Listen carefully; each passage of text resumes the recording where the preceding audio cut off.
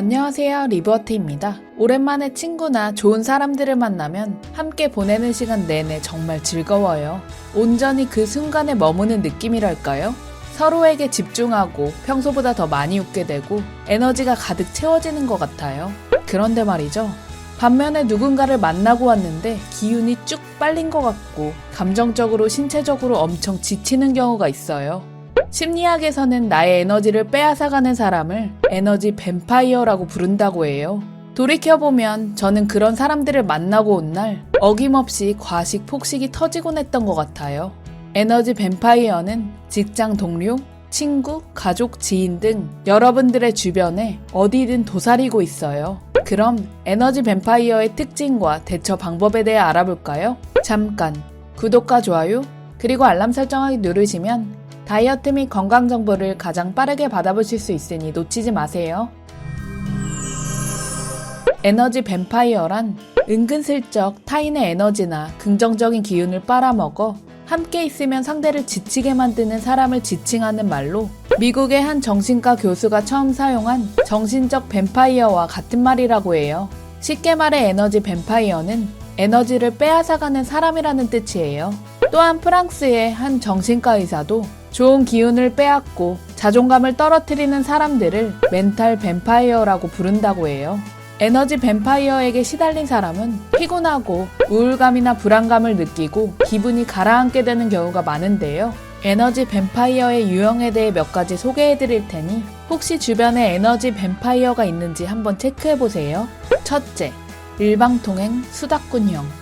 간혹 어떤 누군가와 만나서 이야기를 하는데 내 얘기를 전혀 듣고 있지 않다는 느낌이 들 때가 있어요. 마치 벽에다 대고 말하는 기분? 상대방은 내 얘기를 귀뚱으로도 안 듣고 있다는 것 같다는 느낌이 들어서 하던 얘기를 급하게 마무리 짓곤 하죠. 이처럼 수다꾼형 에너지 뱀파이어는 잠깐 동안은 말을 잘 들어주는 것 같다가 대부분의 시간에 자기 이야기를 늘어놓는 경우가 많아요. 게다가 자신이 이룬 성과나 가진 것, 재산이나 부유 등에 대해 과도하게 자랑을 한다거나 온갖 불평, 불만 혹은 다른 사람의 험담을 하는 등 부정적인 이야기들을 쏟아내는 경우가 많다고 해요. 둘째, 동정심 유발 피해자형. 항상 이런 게 힘들다, 저런 게 힘들다느니 하소연을 하며 동정을 얻으려는 사람의 유형인데요.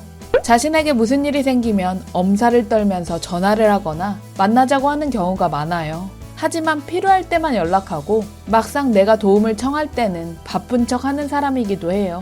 연락이 돼도 결국 자신의 고민거리로 화제를 돌리는 경우가 허다하고요. 예를 들어 내가 이런저런 일이 있어서 힘들어 혹은 어디가 아파서 병원에 다녀 라는 등의 고민을 얘기하면 본인이 더 힘들다거나 아프다는 식으로 얘기하며 사람의 맥을 빠지게 하는 재주가 있어요.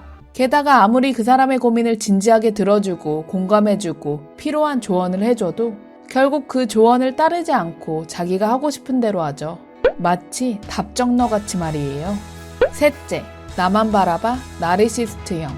얼핏 보면 사교적이고 활달한 것처럼 보이지만 자기가 언제나 관심의 대상이 되어야 하고 끊임없는 칭찬을 원하는 유형인데요. 자존심과 경쟁심이 세고 상처도 잘 받는 편으로 자기가 원하는 대로 행동하지 않으면 차갑게 돌변하는 경우도 많다고 해요.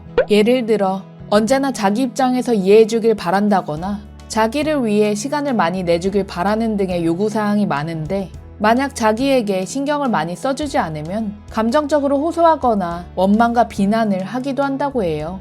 어떤가요? 분명 에너지 뱀파이어 같은 유형의 사람을 경험한 적이 있거나 주변 사람들 중에 지금 딱 떠오르는 사람이 있을 거예요. 생각보다 가까운 지인일 수도 있고요. 아니면 식스센스급 반전으로 혹시 내가 에너지 뱀파이어는 아닐까 곰곰이 생각해보세요. 에너지 뱀파이어 같은 사람들은 자신이 때로 약자 혹은 강자인 척하며 마치 타인을 자신의 감정 쓰레기통으로 이용하는 것 같다는 생각이 들었어요. 공감 능력이 뛰어나거나 감수성이 민감한 사람들은 에너지 뱀파이어들에게 속수무책으로 당하기 쉽고 이로 인해 스트레스를 받으면 과식이나 폭식으로 이어질 수 있으니 특히 조심하세요.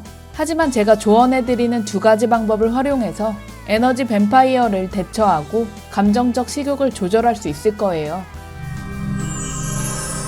가장 좋은 첫 번째 방법은 끊어내기인데요. 어느 누군가와 함께 있을 때 행복하지 않고 심지어 나를 불행으로 내모는 사람, 내 인생에서 소중한 시간들을 굳이 낭비할 필요가 있을까요? 저는 그런 사람들과의 관계를 끊어내고 정말 소중한 사람들과 보내는 시간에 집중했더니 오히려 삶의 질이 높아졌어요. 두 번째는 온화하게 거절하는 거예요.